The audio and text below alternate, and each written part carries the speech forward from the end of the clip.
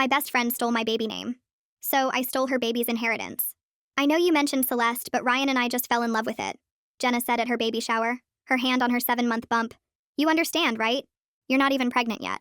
I sat there holding the gift I'd brought, a handmade quilt with constellation patterns, specifically chosen because Celeste meant heavenly. I'd shared that name with Jenna 5 years ago, the night my mom died. Mom had always said if she'd had another daughter, she would have named her Celeste. It was sacred to me. Jenna knew all of this. Besides, Jenna continued, cutting her cake, you can still use it for a middle name or something. The other shower guests shifted uncomfortably. Everyone knew Jenna and I had been inseparable since college. Everyone also knew I'd been trying to conceive for 3 years, while Jenna got pregnant within 2 months of trying. Sure, I managed to say. It's a beautiful name. What else could I say? Make a scene at her baby shower? Demand she change her mind? The damage was done. 2 months later, baby Celeste was born. Jenna plastered social media with photos. Our little star, she captioned everything, using the celestial theme I'd described to her, the constellation nursery I'd planned. The star-themed monthly photos I'd dreamed about. All of it, stolen. Then, 4 months after Jenna's daughter was born, I finally got my positive test. I didn't tell anyone except my husband, Dean, for the first trimester. Not even Jenna, who texted constantly asking why I was being distant. The second trimester ultrasound revealed we were having a girl. Dean squeezed my hand. What about Eleanor? He suggested gently. Your grandmother's name? Maybe, I said, but my mind was somewhere else entirely. 2 weeks later, I ran into Jenna's mother-in-law, Diane, at the grocery store. We'd met several times at Jenna's events. How's Jenna? I asked politely. Diane's face tightened. Fine, though I'll never understand why she refused to use my mother's name. 3 generations of tradition. Broken. She shook her head. Margaret Rose.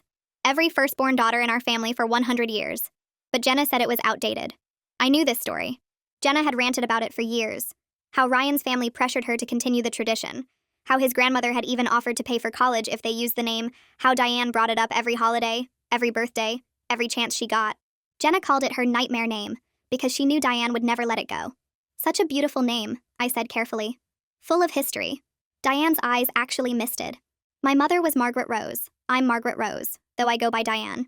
Ryan's sister plans to use it someday, but she's not even married. The tradition might die with me. That evening, I told Dean about the conversation. He looked at me suspiciously. You're not thinking what I think you're thinking. Margaret Rose is a beautiful name, I said innocently. Classic, timeless. We could call her Maggie. The thing is, I genuinely did fall in love with the name. The more I said it, the more right it felt. Margaret Rose. Maggie. It was elegant but approachable. Strong but feminine. Everything Jenna had said she hated about it, I loved. We didn't announce the name until the birth. When Margaret Rose arrived, healthy and perfect, I posted one simple photo with her name, no explanation, no tags, just the announcement. My phone exploded within an hour. Jenna called 15 times. I didn't answer. She texted, Are you serious right now? Then, You know what that name means to Ryan's family. Then, This is insane. You're not even related to them. Finally, Please call me. I responded once. Congratulations on your daughter Celeste. I'm sure you understand that Dean and I just fell in love with Margaret Rose. You're right, though. Names can't be claimed. Thanks for teaching me that. The real chaos started when Diane found out. Ryan's mother sent us a gorgeous antique silver rattle that had belonged to the original Margaret Rose. She posted about her honorary granddaughter carrying on the family tradition. She sent heirloom clothes, family photos, a hand-embroidered christening gown that had been worn by every Margaret Rose for a century. Jenna was livid. She texted, She brings up your daughter at every family dinner. But here's the thing. Maggie really did become part of Ryan's extended family in a weird way. Diane invites us to holiday dinners, where Maggie is treated like royalty, while Jenna seethes. And what shocked us was when the family matriarch sent Maggie a trust fund announcement on her first birthday, something she'd promised for the next Margaret Rose. 3 days after posting about the trust fund, my phone rang with Diane's number. She didn't even say hello before launching into how Maggie absolutely needed to come to Sunday dinner to meet her cousins and see all the family photos of the Margaret Roses through the years. I said yes because some part of me wanted to see this whole thing through to wherever it was going. Dean looked up from his laptop when I hung up and gave me this look that said he wasn't sure this was a good idea, but he didn't say anything out loud. Sunday came fast, and we drove to Diane's house with Maggie in her car seat, my stomach doing weird flips the whole way there. The house was packed with Ryan's extended family when we arrived. Aunts and uncles and cousins I'd only met once or twice at Jenna's wedding years ago. Everyone wanted to hold Maggie and take pictures with her and talk about how she was carrying on such an important tradition. Diane had set up this whole display of framed photos showing every Margaret Rose going back to the original one from the 1920s, and she kept pointing out features Maggie supposedly shared with each of them. Ryan's mom walked me through the whole family tree like I was already part of it, and honestly it felt good to be welcomed so completely. even though I knew why it was happening. Then I saw Jenna sitting in the corner of the living room holding Celeste, not talking to anyone, just staring at her phone. She looked up once when someone laughed really loud at something Diane said about Maggie, and the expression on her face made my chest hurt in a way I hadn't expected. Ryan's sister came over to where I was standing near the photo display and made this comment about how it's nice when family traditions actually mean something to some people, and the whole room went quiet for a second. I wanted to disappear into the floor because even though I'd wanted Jenna to feel bad, watching it happen in real time was different from I'd imagined. Diane jumped in quickly to change the subject, asking if anyone wanted more food, and the conversation started back up, but it felt forced now. About an hour later, Jenna stood up suddenly and said something about Celeste being fussy and needing to go home. Ryan looked confused because Celeste had been sleeping fine, but he got up and started gathering their stuff without arguing. I followed them out to help carry things to the car, telling myself I was just being polite, but really I wanted to see if Jenna would say anything to me. She didn't look at me once while Ryan loaded the diaper bag and car seat. Then I saw her face as she climbed into the passenger seat and realized she was crying, trying to hide it but not doing a great job. Ryan closed her door and nodded at me before getting in the driver's side, and they pulled away while I stood there in the driveway holding a casserole dish someone had handed me. For the first time since I'd announced Maggie's name, I felt something other than satisfaction, this weird twist in my stomach that might actually be guilt. I went back inside and finished the dinner, smiling and accepting compliments about Maggie, but that image of Jenna crying kept popping into my head. Dean brought it up on the drive home, asking if I was really okay with how everything had played out. I snapped at him that Jenna deserved this after what she did to me, after she took the name I'd shared with her the night my mom died. He just nodded and went quiet, didn't push me or argue, which somehow made me feel worse than if he'd gotten mad. The next week, my phone completely exploded with messages from our mutual friends. Half of them thought I was a genius for the Margaret Rose move, sending laughing emojis and saying Jenna had it coming. The other half thought I'd gone way too far, that revenge was one thing, but involving Ryan's whole family and a trust fund was crossing a line. Everyone wanted details about how much money was in the trust, and whether Diane knew I'd done this on purpose. I realized pretty quickly that our private revenge situation had turned into public entertainment for our entire friend group, with people taking sides and gossiping about it like we were characters in a show. It made me feel sick in a way I couldn't quite explain to Dean when he asked why I kept staring at my phone with that look on my face. Then Jenna's sister messaged me asking if we could talk, saying Jenna was really struggling, and their family was getting worried about possible postpartum depression. I stared at that message for like 20 minutes before responding that I'd meet her for coffee. I told myself I wasn't a complete monster, that I could at least hear her out, even though I was still angry about everything Jenna had done. We met at a coffee shop halfway between our houses, and Jenna's sister didn't waste any time getting to the point. She explained that Jenna was crying all the time, wouldn't go to any family events with Ryan anymore, and kept apologizing to him about the whole name thing, even though it was too late to change it. She asked if there was any way to fix this situation, and I honestly didn't know what to tell her. I sat there stirring my coffee and trying to figure out what fixing it would even look like at this point, because Maggie's name was Maggie's name, and the trust fund was already set up. Jenna's sister left after about 30 minutes, looking disappointed that I didn't have any answers for her, and I drove home feeling more confused than ever about whether I'd actually won anything. The hollow feeling in my chest got worse over the next few days until I finally told Dean I thought I needed to talk to someone professional about all this. He found a therapist named Adriana Moses who had good reviews and could see me pretty quickly. I went to my first appointment not really sure what I was supposed to say, but Adriana made it easy by just asking me to tell her what brought me in. I explained the whole thing from Jenna taking Celeste to me, choosing Margaret Rose to the trust fund announcement, and Adriana listened without judging or telling me I was right or wrong. At my second session, she asked me what I'd actually wanted from this whole situation, and I had to think about it for a while. I realized I'd wanted Jenna to understand how much she'd hurt me, to really get what it felt like to have something precious stolen. But sitting there in Adriana's office, I had to admit that understanding and public humiliation weren't the same thing, and maybe I'd gone further than I needed to. The satisfaction I'd expected from the revenge just wasn't showing up, and instead I kept replaying that moment of Jenna crying in the driveway, wondering if I'd become the villain in someone else's story instead of the hero in mine. Then Diane called again to invite us to Thanksgiving, making it really clear that this was a Margaret Rose family tradition, and Maggie needed to be there. Dean asked if I wanted to decline to avoid more drama with Jenna, but I couldn't bring myself to say no. Diane's affection for Maggie was genuine and real, not fake or manipulative, and rejecting that felt wrong, even though I knew it would hurt Jenna to see us there. I told Dean we'd go to Thanksgiving and just deal with whatever happened, even though my stomach twisted just thinking about it. Thanksgiving at Diane's house turned out exactly as uncomfortable as I expected. Dean and I arrived right on time with Maggie dressed in a little turkey outfit that Diane had specifically requested we bring her in. The house smelled like roasting turkey and pie, and Diane practically snatched Maggie from my arms the second we walked through the door, cooing about her precious Margaret Rose and how she needed to show her off to everyone.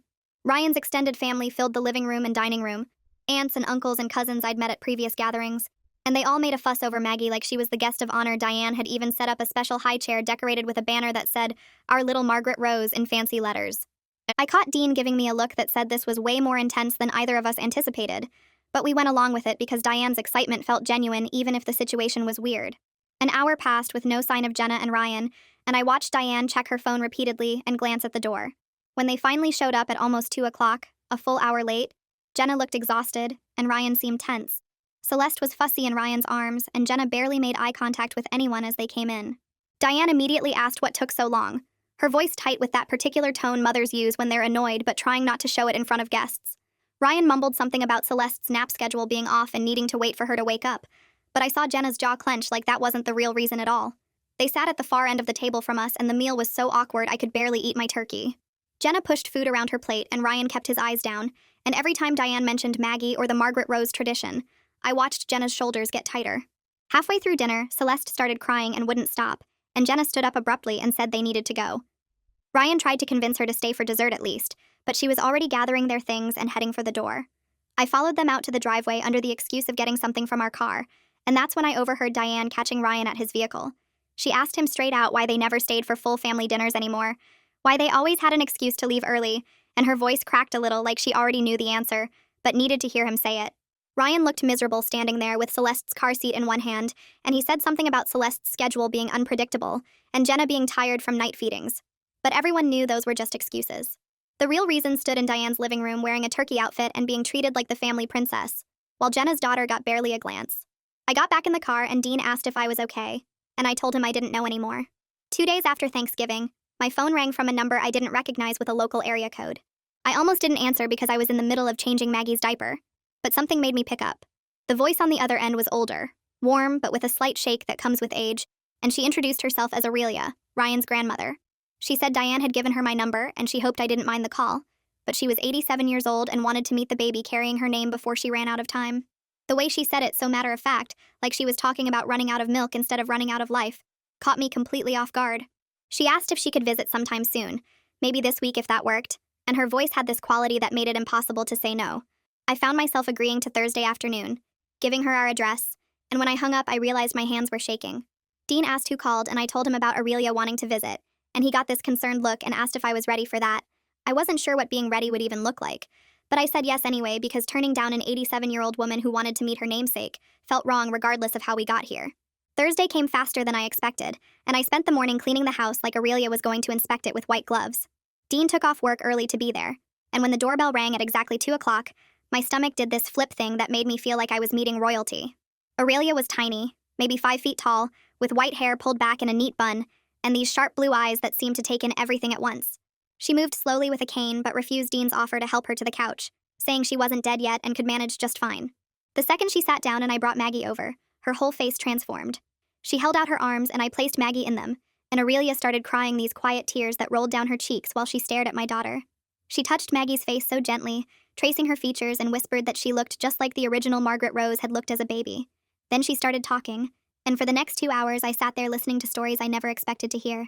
She told me about her mother, the first Margaret Rose who was born in 1920 and lived through the Depression, how her mother used to tell her that the name meant strong like a rose but steady like Margaret of Antioch, and how that strength got their family through years when they had nothing. She talked about being named Margaret Rose herself, going by her middle name Aurelia to avoid confusion, and how she'd passed the name to her daughter Diane, who also went by her middle name. She described what it meant to carry a name through wars and depressions and joy, how each Margaret Rose added to the legacy while keeping it alive. She held Maggie the entire time, rocking her gently, and told stories about family weddings and funerals and ordinary Tuesdays that somehow mattered because they were lived by women who carried this name. When she finally handed Maggie back to me, she squeezed my hand and thanked me for giving the name a home, for making sure it didn't die with her generation. I felt the weight of what this name represented pressing down on me, and it had nothing to do with Jenna or revenge or anything I'd been thinking about when I chose it.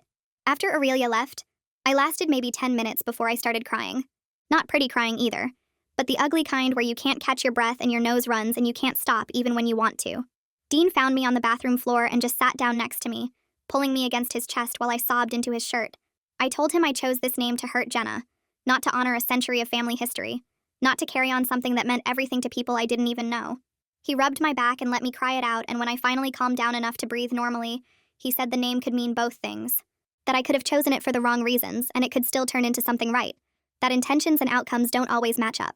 I asked him how I was supposed to live with that, with knowing I'd use something sacred as a weapon, and he said the same way everyone lives with their mistakes by trying to do better going forward. I wasn't sure I believed him, wasn't sure I could separate the revenge from the legacy, but I let him hold me anyway because I didn't know what else to do.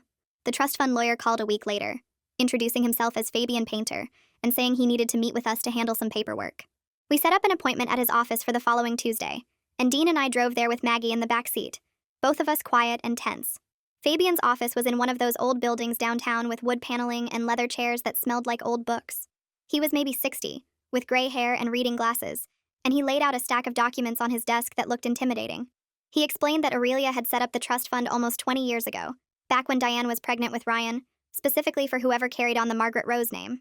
The fund had been growing all this time, invested carefully, and was now worth just over $200,000. Fabian went through the terms carefully, explaining that Maggie would have access to the money for college expenses, starting a business, or buying a home, with specific distributions at ages 18, 25, and 30. He said Aurelia had been very specific about wanting the money to help the next Margaret Rose build a good life, to give her opportunities that previous generations hadn't had. As he talked, I felt the situation getting more and more complicated, felt the weight of this gift that came from my worst impulses. Dean squeezed my hand under the table and I squeezed back, and we signed all the papers that made Maggie's future more secure while making my guilt heavier. 3 months passed with no contact from Jenna, and I'd started to think maybe that was just how things would be now. Former best friends who avoided each other in our small town. Then my phone buzzed with a text from her number. Just 3 words. Can we talk? No question mark, no explanation, just those 3 words that made my heart start racing. I stared at my phone for 20 minutes, reading and rereading the message. My thumb hovering over the keyboard. Dean asked what was wrong, and I showed him the text, and he said I should do whatever felt right, but that he'd support me either way. I finally typed back that I was willing to meet, and my hands shook so badly I had to retype it twice to fix the typos. She responded immediately with a suggestion to meet at Riverside Park, halfway between our houses, the next day at 10. I agreed and spent the rest of the night unable to sleep, playing out 100 different versions of what she might say, and what I might say back. The park was almost empty when I got there. Just a few joggers and one older man walking his dog. I pushed Maggie's stroller along the path until I saw Jenna coming from the other direction with Celeste's stroller, and we both stopped about 10 feet apart like we needed that buffer zone. For 5 full minutes, neither of us said anything, just stood there pushing our strollers back and forth slightly, the way you do to keep babies calm. I studied the ground, the trees, anything but Jenna's face, and I could tell she was doing the same thing. Finally, she took a breath and said she was sorry, really sorry, and the words came out rushed like she'd been practicing them. She said she didn't understand what the name meant to me until she watched me take something that meant everything to Ryan's family, until she saw how it felt to have something precious stolen. Her voice cracked on the last word, and I finally looked up at her, saw that she'd been crying before she even got here. I wanted to stay angry, wanted to hold on to the righteous fury that had fueled me for months, but standing there looking at her swollen eyes and slumped shoulders, I couldn't find it anymore. I told Jenna I was sorry too, and the words felt strange coming out, but true at the same time. I said I wanted to hurt her the way she hurt me, that I'd succeeded, but it didn't feel the way I thought it would. She started crying harder, and I started crying too, and we stood there in this park with our sleeping babies between us, both of us crying over the mess we'd made of everything Celeste stirred in her stroller, and Maggie made a little sound, but neither of them woke up, tiny and oblivious to their mothers falling apart 10 feet away from each other. I grabbed tissues from my diaper bag and handed one to Jenna, and we both laughed a little at how ridiculous we must look, 2 grown women sobbing in a park on a Tuesday morning. After we both calmed down, Jenna started talking again, and this time her voice was steadier. She admitted she took the name Celeste because she was jealous of my relationship with my mom, jealous of how I had these deep, meaningful stories and connections, while her own mom was distant and critical. She said she wanted something that felt that meaningful, that carried that kind of weight, and she didn't think about whether I'd actually have a daughter, or whether it would matter years later. She called it thoughtless and selfish and said it didn't excuse what she did, but at least explained it. I listened and felt something shift in my chest. Not forgiveness exactly, but understanding maybe. The kind that comes from seeing someone's ugly truth and recognizing it's not that different from your own. I told her I got it, that I'd done the same thing in reverse, taken something meaningful to hurt her without thinking about all the other people it would affect. We were both quiet for a minute, watching our daughters sleep, and I thought about how we'd both weaponized names that should have been about love and legacy. We ended up talking for almost 2 hours, really talking the way we used to before everything got broken. We agreed our friendship probably couldn't go back to what it was, that there was too much damage and too much hurt on both sides, but we also agreed that maybe we could find a way to be civil, maybe even friendly eventually, especially since our daughters would grow up in the same community and probably end up in the same schools. Jenna said she didn't want Celeste and Maggie to inherit our drama, to grow up with this weird tension neither of them caused. I agreed and said we owed it to them to at least try to be adults about this, even if being best friends again wasn't possible. When we finally said goodbye, Jenna reached out and squeezed my arm, and I squeezed back, and it felt like an ending and a beginning at the same time. That evening at home, Dean looked up from feeding Maggie when I walked through the door, and I could see the question in his face before he even asked how it went. I sat down at the kitchen table and told him everything, the crying and the apologies and the agreement to try being civil for our daughters. He put down the baby spoon and reached across to squeeze my hand, his shoulders dropping like he'd been holding tension for months. He said he hated watching me carry all that anger around, that it changed me in ways I probably didn't even notice. He thought Maggie deserved to grow up without inheriting our drama, without absorbing the bitterness between her parents and Jenna's family. I nodded because he was right, even though part of me still wanted to hold on to the satisfaction of my revenge. 2 weeks later, Diane called asking if we'd come to Christmas dinner, and mentioned she'd invited Jenna and Ryan too. I texted Jenna before responding, asking if she felt okay about both families being there. She took an hour to reply but finally said yes, that we had to start somewhere, and a big family gathering might be easier than something intimate. I called Diane back and accepted, my stomach twisting at the thought of navigating a holiday meal with everyone watching to see if Jenna and I would explode at each other. Christmas Day arrived cold and bright, and Dean drove us to Diane's house with Maggie bundled in her car seat, making happy baby sounds. Jenna and Ryan were already there when we walked in, Celeste asleep in Ryan's arms. The first few minutes felt stiff and awkward, everyone being extra polite and careful with their words.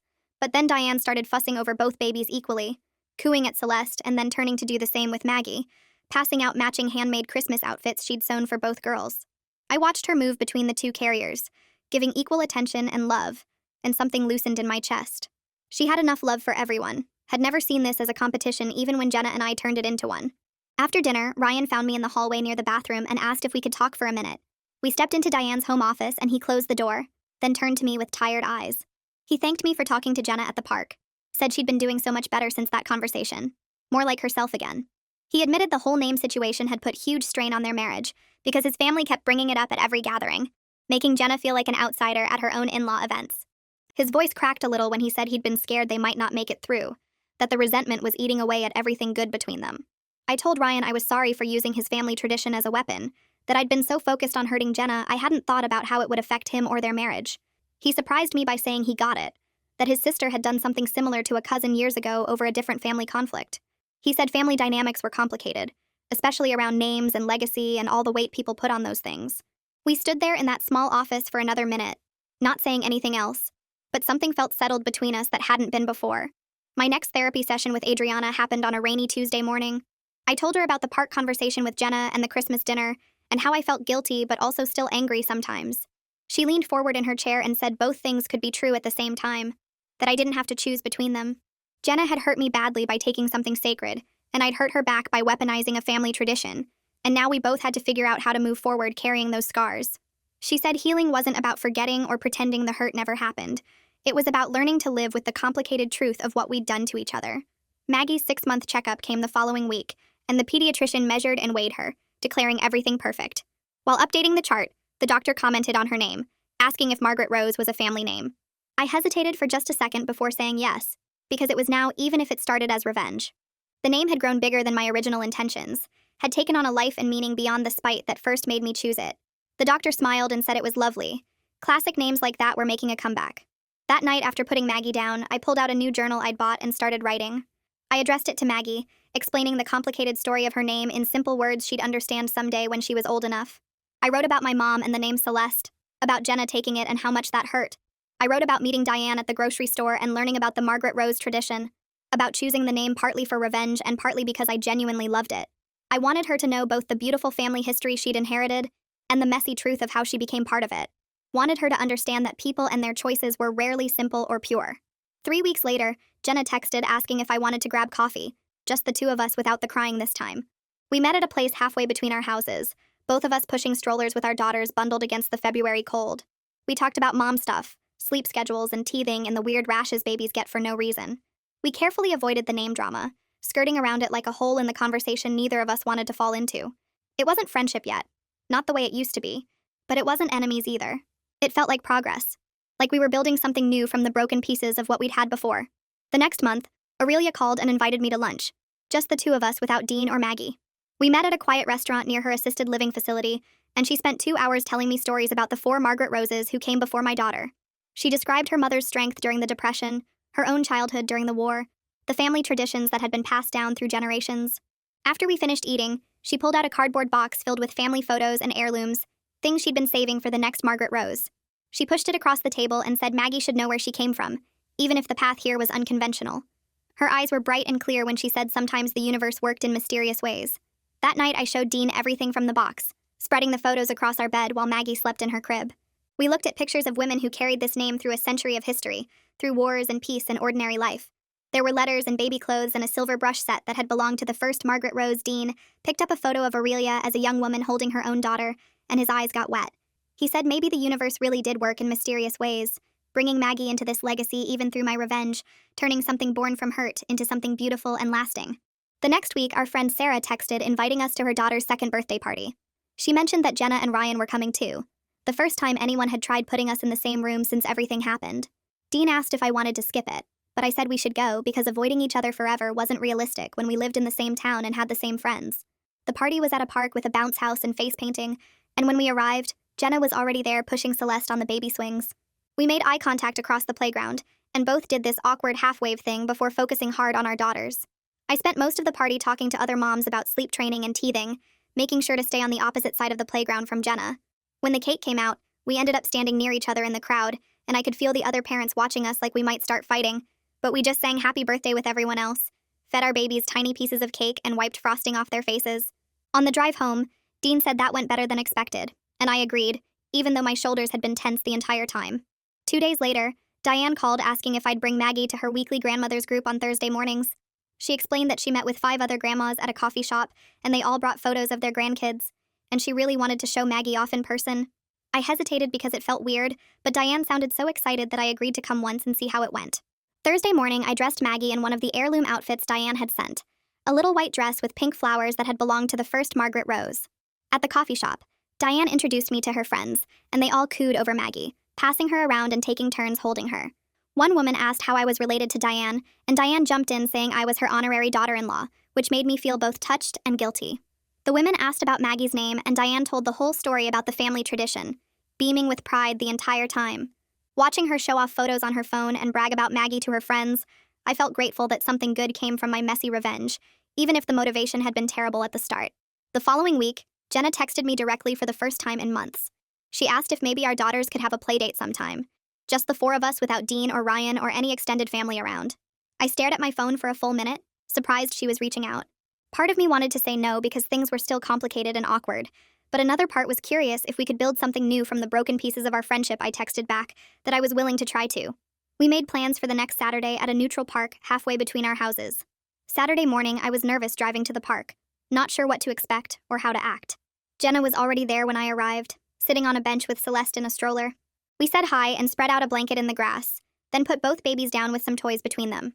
For the first 10 minutes, we mostly just watched the girls, making small comments about how Celeste was trying to grab everything and how Maggie kept rolling onto her stomach. Then we started talking about real stuff like how neither of us was sleeping more than 3 hours at a time, and how pediatricians always made us feel like we were doing everything wrong. Jenna laughed when I described Maggie's blowout at the grocery store last week, and I laughed when she told me about Celeste screaming through an entire Target trip. We carefully avoided talking about the name drama or Ryan's family or anything heavy, just stuck to the daily struggles of keeping tiny humans alive. When it was time to leave, Jenna stood up and hugged me, and for a second it almost felt normal, like maybe we could find our way back to something resembling friendship, even if it would never be exactly what we had before. 3 weeks later, Ryan's whole extended family gathered for Aurelia's 88th birthday at a big community center they'd rented. Dean and I weren't sure if we should go since it was a family event, but Diane insisted and said Aurelia specifically wanted Maggie there. When we arrived, the place was packed with at least 50 people, multiple generations of Ryan's family all celebrating together. Aurelia sat in a big chair in the middle of everything, wearing a purple dress and a birthday crown, looking tiny but fierce. After lunch, someone announced they were doing a special family photo with all the Margaret Roses, and Aurelia waved me over. A professional photographer had set up lights and a backdrop, and I stood there holding Maggie while Diane and 2 other women I'd never met lined up beside us.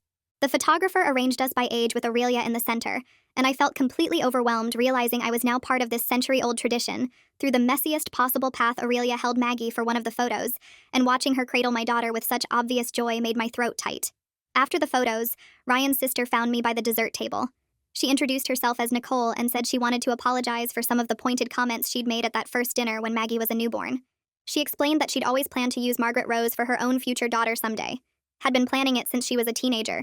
But seeing how happy Aurelia was about Maggie, how the name had found its way to a baby who would actually be raised knowing and loving this family history, made her realize the name had found the right home. She said she'd pick something else when she eventually had kids, and she seemed genuinely at peace with it. I thanked her for telling me and apologized for the awkward situation, and she just shrugged and said, families were complicated. Later that night, after putting Maggie to bed, I sat with Dean on the couch thinking about everything. I told him how weird it was that so many people had claims or plans for this name, from Diane wanting to continue the tradition, to Nicole planning to use it to Jenna being pressured about it for years. Somehow Maggie ended up with it through the absolute messiest path possible, born from my hurt and anger, but landing her in this whole legacy she'd carry forward. Dean laughed and said she'd have one hell of a story to tell someday, when she was old enough to understand it all, and he wasn't wrong about that.